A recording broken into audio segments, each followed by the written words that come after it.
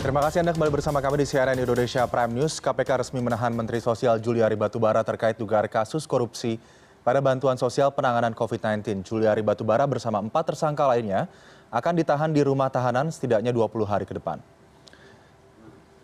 Setelah menyerahkan diri ke KPK pada Minggu dini hari, KPK merilis keterangan resmi terkait dugaan kasus korupsi yang dilakukan Menteri Sosial Juliari Batubara pada Minggu sore. 2 dari 5 tersangka dihadirkan dalam keterangan resmi KPK ini. Pada Minggu dini hari, 3 orang lainnya yang juga ditetapkan sebagai tersangka telah ditahan terlebih dahulu oleh KPK. Juliari Batubara diduga menerima uang sebesar 17 miliar rupiah yang merupakan bagian dari bansos penanganan COVID-19 di kawasan Jabodetabek. Bahwa terhadap saudara JPB dan AW patut juga telah melakukan suatu tindak pidana korupsi, dan untuk itu, untuk kepentingan penyidikan, maka KPK telah melakukan penahanan kepada 2 orang tersangka tersebut selama 20 hari terhitung mulai tanggal 6 Desember 2020 sampai dengan tanggal 25 Desember 2020. Wajah Kabinet Indonesia Maju Jilid 2 kembali tercoreng. Komisi Pemberantasan Korupsi menetapkan Menteri Sosial Juliari Batubara sebagai salah satu tersangka kasus dugaan korupsi dana bantuan sosial pada Minggu dini hari. Maka KPK menetapkan 5 orang tersangka. Yang pertama sebagai penerima yaitu saudara JPB, 2 saudara MJS, dan 3 adalah saudara AW. Sementara sebagai pemberi adalah AIM dan HS. Satu lagi Menteri Kabinet Indonesia Maju Jilid 2 Jokowi Ma'ruf tersandung kasus korupsi. Hanya berselang 11 hari dari penangkapan Menteri Kelautan dan Perikanan Edi Prabowo, Komisi Anti Rasuah itu kembali menangkap Menteri Sosial Republik Indonesia Juliari Batubara pada Minggu dini hari. KPK menetapkan Juliari Batubara sebagai tersangka kasus dugaan korupsi bantuan sosial masyarakat dalam rangka penanganan pandemi COVID-19 di wilayah Jabodetabek 2020. Juliari tidak sendiri, ada 4 orang lainnya yang ditetapkan sebagai tersangka bersama kader PDI Perjuangan itu.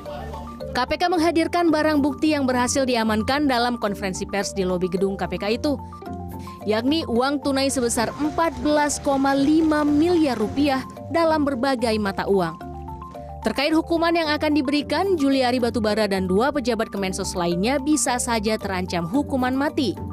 KPK bisa mengenakan pasal 11 dan 12 Undang-Undang Nomor 31 Tahun 1999 tentang tindak pidana korupsi. Dalam pasal 2 undang-undang tersebut tercantum, para tersangka tindak pidana korupsi dalam keadaan tertentu dapat dijatuhi hukuman mati. Di ayat 2 memang ada, yaitu ancaman hukuman mati. Kita paham juga bahwa pandemi COVID ini dinyatakan oleh pemerintah bahwa ini adalah bencana non-alam. Sehingga tentu kita tidak berhenti sampai di sini.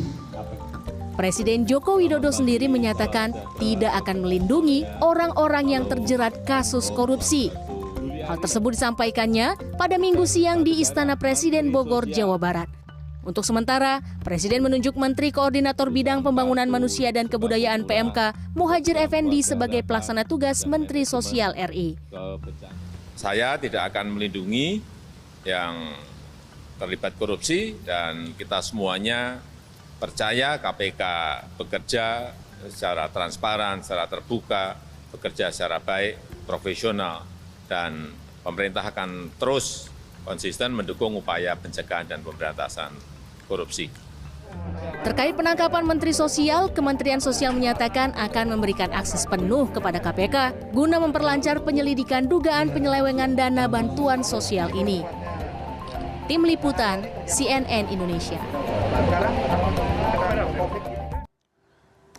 Menteri Sosial Juliari Batubara jadi tersangka dalam kasus korupsi dana bantuan sosial COVID-19. Menteri bersama 2 pejabat pembuat komitmen disangkakan menerima fee sebesar 17 miliar rupiah dalam 2 periode pengadaan bansos COVID-19. Korupsi dana bantuan sosial melukai perasaan masyarakat Indonesia yang tengah berjuang dari keterpurukan ekonomi akibat pandemi.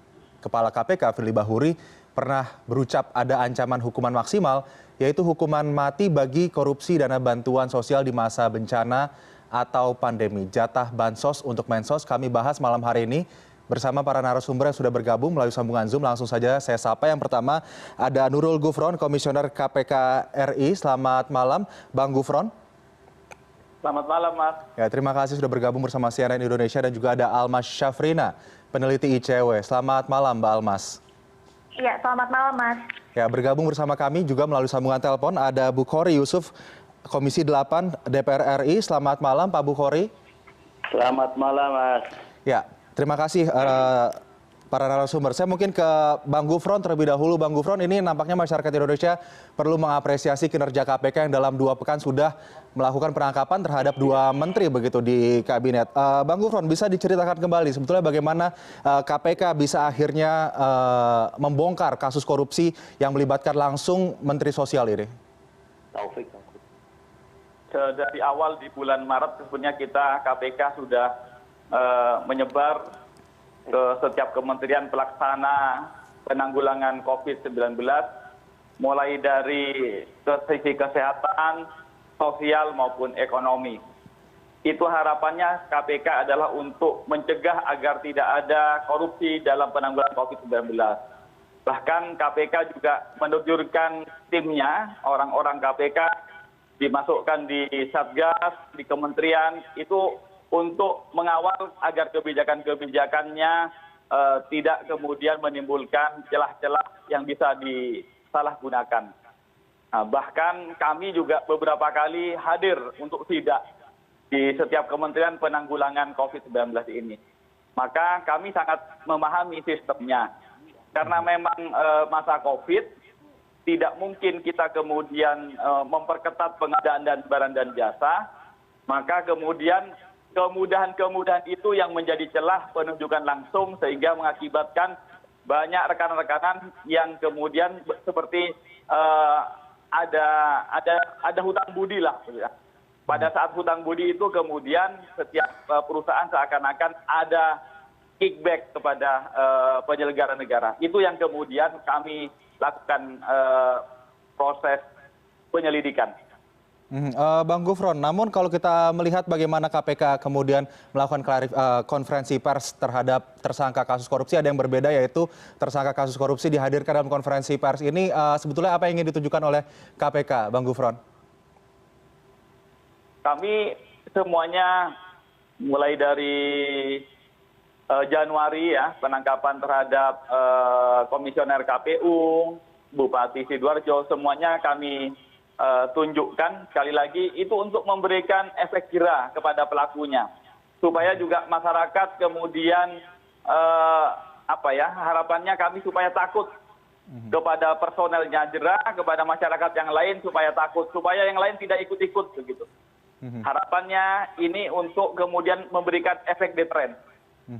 Jadi memberikan efek jera agar tidak ada orang-orang lain yang terjerat kasus korupsi yang sama, apalagi dana bantuan sosial di kala pandemi ini. Saya mungkin langsung lempar ke Mbak Almas. Mbak Almas, ini terkait dengan dana bantuan sosial COVID-19 yang tercemar begitu kasus korupsi, tentunya melukai hati masyarakat Indonesia begitu. Kalau Mbak Almas sendiri, apakah mencium adanya potensi-potensi adanya penyalahgunaan korupsi yang bisa dilakukan dalam dana yang dialokasikan untuk penanganan COVID-19?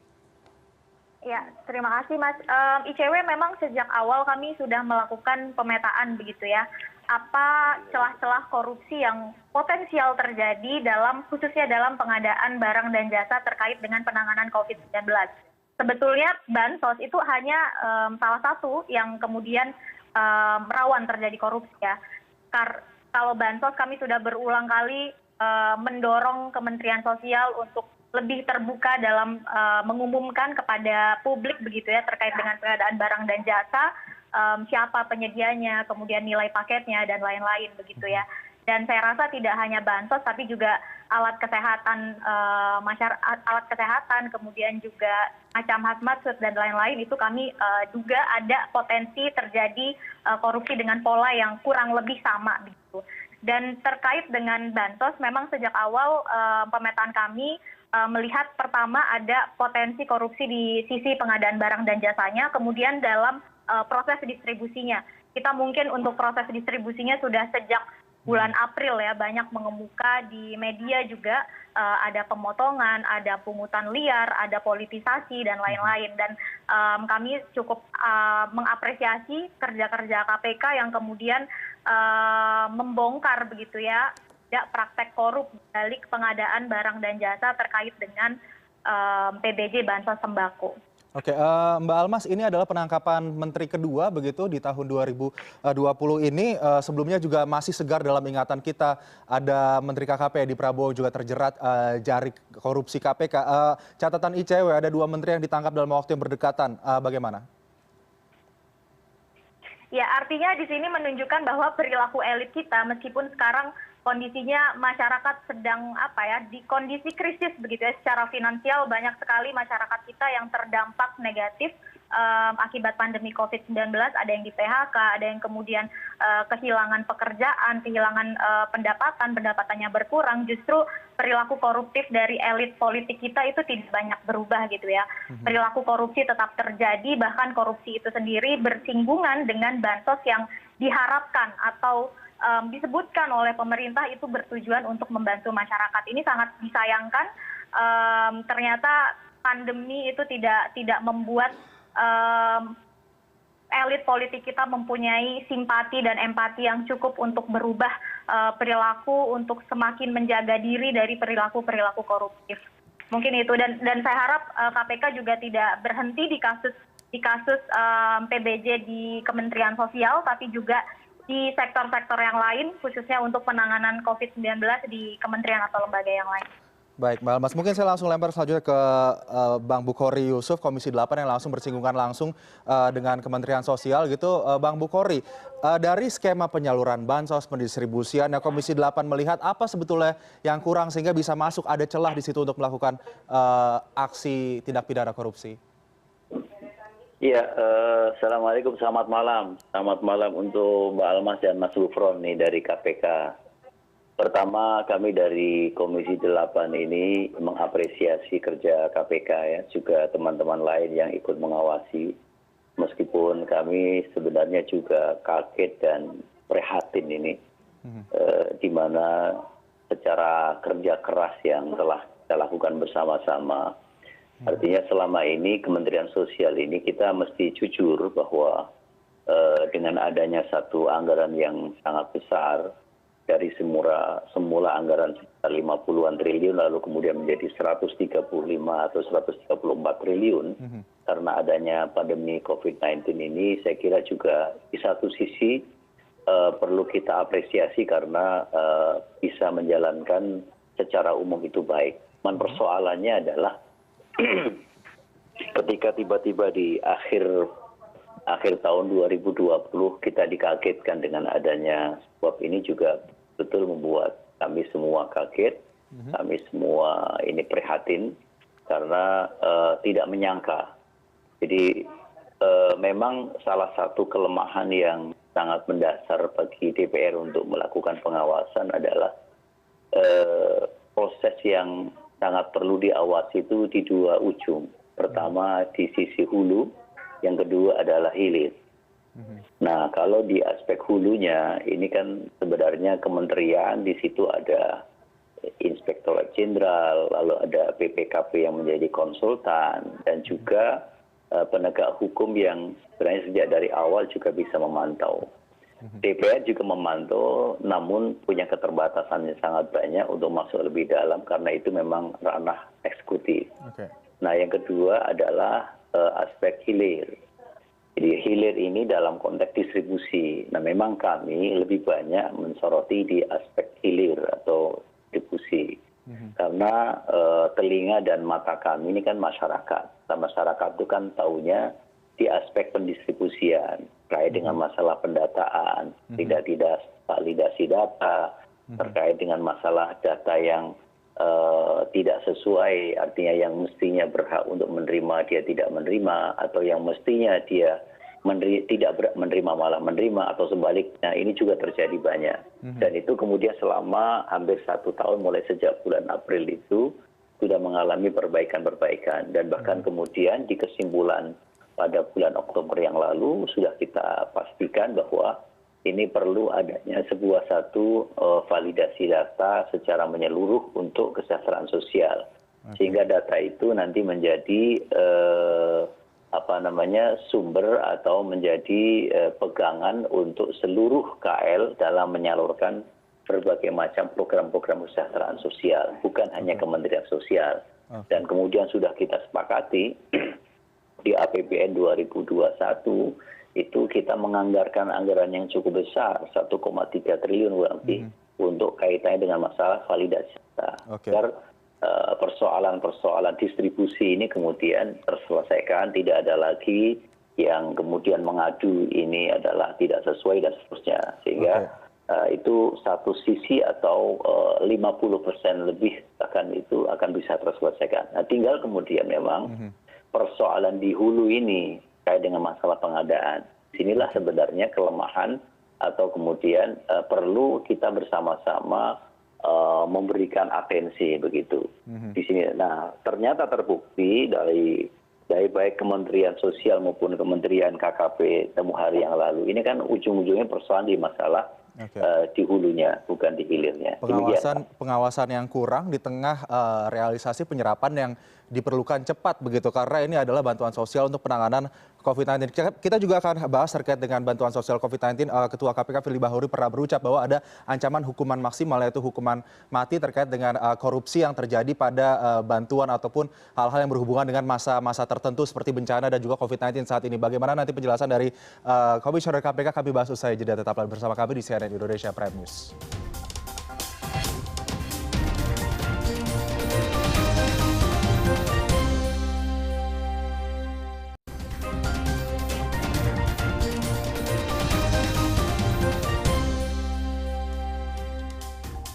Anda kembali di CNN Indonesia Prime News. Langsung saja kita lanjutkan dialog pada malam hari ini. Saya mau ke Komisioner KPK RI, Bang Gufron. Bang Gufron, di sini terkait dengan kasus korupsi yang menjerat Mensos sendiri, ada dugaan pejabat membuat komitmen di sini memasukkan perusahaan pribadi begitu menjadi vendor bansos yang kemudian juga disetujui oleh Juliari Batubara. Ini sebetulnya bagaimana hal ini bisa terjadi? Artinya ini terang-terangan bisa terlihat begitu, Bang?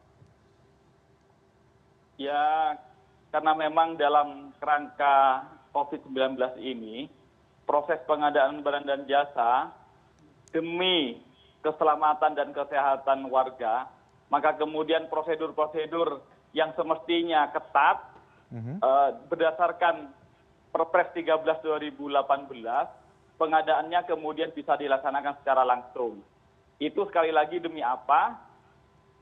Karena kita memiliki prinsip negara hukum itu adalah solus popula lex persema exto. Artinya apa maknanya? Bahwa dalam negara hukum keselamatan rakyat itu adalah yang hukum yang utama.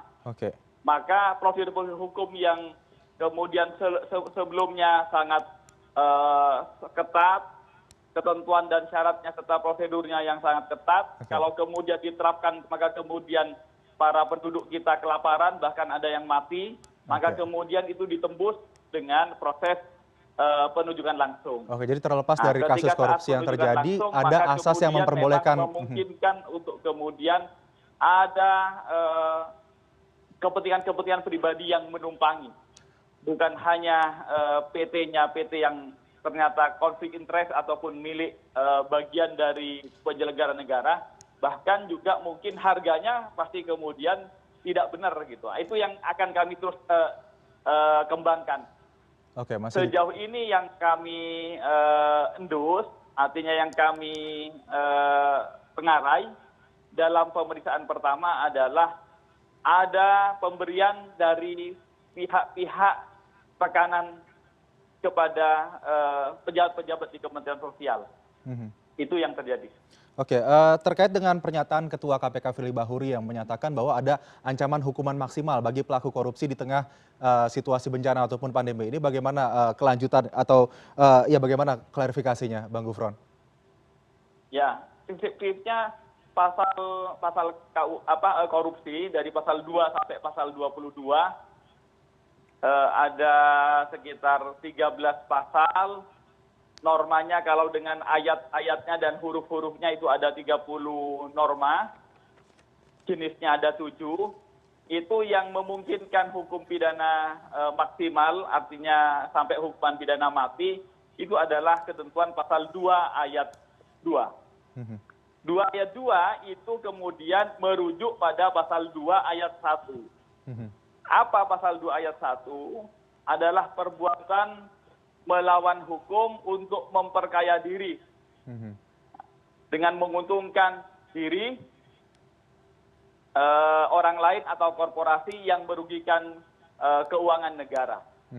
Nah, kalau bahasanya tadi Pak Bukhari maupun Mbak Alma, itu ketika melakukan kebijakan, dalam kebijakan itu ada kerugian yang memang disengaja untuk merugikan keuangan negara untuk memperkaya diri, itu bisa dikenakan pasal 2 ayat 1. Oke. Sementara yang kami tengarai berdasarkan bukti-bukti yang masih baru terkumpulkan, itu bukan pada polsenya, bukan pada pengadaan barang dan jasanya, tapi dari pihak pemenang ataupun yang ditunjuk untuk melakukan pengadaan barang sembako ini, itu yang memberi sesuatu kepada penyelenggara negara. Sehingga kepada pemberinya dikenakan pasal suap, kepada penerimanya digunakan pasal 12 huruf A nombor B.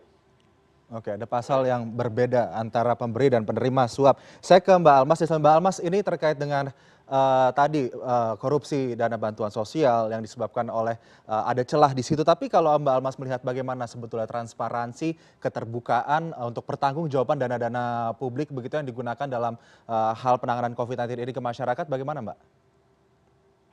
Ya, untuk pengadaan penanganan COVID ini kan merujuk pada peraturan LKPP nomor 13 tahun 2018, kemudian juga pemerintah mengeluarkan LKPP juga mengeluarkan surat edaran ya nomor 3 tahun 2020 yang kemudian menjadi acuan pengadaan barang dan jasa untuk penanganan COVID-19. Dan pengadaan di Kemensos ini kemudian menggunakan metode penunjukan langsung. Tapi di situ meskipun diadakan penunjukan langsung, ada ketentuan-ketentuan yang penting untuk diindahkan, baik itu oleh Kementerian Sosial sebagai lembaga yang mengadakan pengadaan barang dan jasa begitu ya. Jadi tidak bisa juga kemudian kalau tadi benar menunjuk perusahaan yang dimiliki oleh PPK langsung, kita juga punya larangan kenaan dengan larangan benturan kepentingan dalam pengadaan barang dan jasa begitu ya. Itu sudah jelas diatur bahwa hak termasuk PPK itu dilarang untuk ikut serta dalam proses pengadaan barang dan jasa sebagai penyedia, pemborong atau sebutan-sebutan lainnya. Jadi saya rasa walaupun di sini penunjukan langsung tetap perlu diindahkan, perlu merujuk pada ketentuan-ketentuan mengenai pengadaan barang dan jasa yang juga perlu menghindari konflik kepentingan dan lain-lain. Kemudian juga yang bermasalah dalam hal ini adalah salah satunya mengenai penunjukan penyedia, yang kemudian di situ terdapat potensi korupsi yang besar, di mana dalam hal ini PPK sebagai orang yang dimandatkan oleh pengguna anggaran ataupun kuasa pengguna anggaran melaksanakan pengadaan, ada potensi baik itu menerima suap ataupun menerima pemberian hadiah gitu ya. Dan ini yang tadi saya maksud di awal, kami melihat ada potensi korupsi yang besar dalam proses pengadaan barang dan jasa di tengah pandemi COVID-19. Nah, soal transparansi, ini ICW memang cukup kesulitan untuk mendapatkan informasi terkait dengan proses pengadaan barang dan jasa di Kementerian Sosial. Kami beberapa waktu lalu, bulan Juli gitu ya tepatnya, mencoba untuk mencari tahu, melakukan pemantauan terkait dengan pengadaan barang dan jasa, dan data itu rasanya tidak dipublikasikan oleh pihak Kementerian Sosial. Siapa yang menjadi penyedia pengadaan sembako, kemudian berapa nilai kontraknya, apa yang disediakan, sembakonya jenisnya apa saja gitu ya, waktu pengadaan itu tidak ada informasi yang jelas, tidak dipublikasikan dengan alasan ya ini adalah pengadaan darurat begitu ya, yang memang prosesnya selain lebih pendek dibandingkan dengan pengadaan pada kondisi normal, pada kondisi pada umumnya begitu ya, juga ada ketentuan-ketentuan yang kemudian membuat proses ini lebih tertutup atau tidak transparan kepada publik. Gitu. Oke, jadi meskipun pengadaannya bersifat darurat, tapi harus tetap ada kejelasan bagi publik terkait dengan transparansi dana-dana yang digunakan, begitu Mbak Almas? Iya, seharusnya itu sangat penting untuk diinformasikan kepada publik ya. Terlebih lagi kita dari dokumen dari publikasi itu kita dapat menilai apakah betul Kementerian Sosial misalnya PPK dalam hal ini itu menunjuk penyedia yang sudah sesuai dengan aturan dalam LKPP nomor 13 tahun 2018 itu. Karena di sini walaupun penyedia ditunjuk secara langsung, ada juga kriteria-kriterianya, yaitu penyedia yang sudah pernah melakukan pengadaan berupa barang sejenis di instansi pemerintah atau penyedia yang sudah masuk dalam e-katalog gitu ya. Baik. Nah, kalau itu kemudian tidak dipublikasikan kepada publik ya, publik akan terkendala untuk memaksimalkan perannya dalam melakukan pengawasan dan kita menilai apakah betul penyedia yang ditunjuk oleh Kemensos begitu ya adalah penyedia yang sudah sesuai dengan aturan keadaan darurat. Atau jangan-jangan ini sebetulnya penyedia baru yang belum pernah punya pengalaman gitu ya, belum memenuhi kualifikasi yang baik dalam hal pengadaan ini, tetapi kemudian karena ada konflik kepentingan atau ada transaksi yang terjadi di dalamnya kemudian mendapat SPK dari PPK itu sendiri. Oke, jadi konflik of interest harus benar-benar dihindari dalam berbagai keadaan pengadaan. Jika tadi ICW mengatakan bahwa kesulitan mendapatkan informasi data Kemensos terkait dana-dana yang digunakan untuk menangani COVID-19 ini, apakah kemudian DPR juga merasakan hal yang sama, tidak ada transparansi meskipun kalau kita melihat Kementerian Sosial ini menjadi salah satu lembaga kementerian dengan penyerapan anggaran yang cukup baik begitu. Bang Bukhori nanti dijawab usai jeda. CNN Indonesia Prime News segera kembali.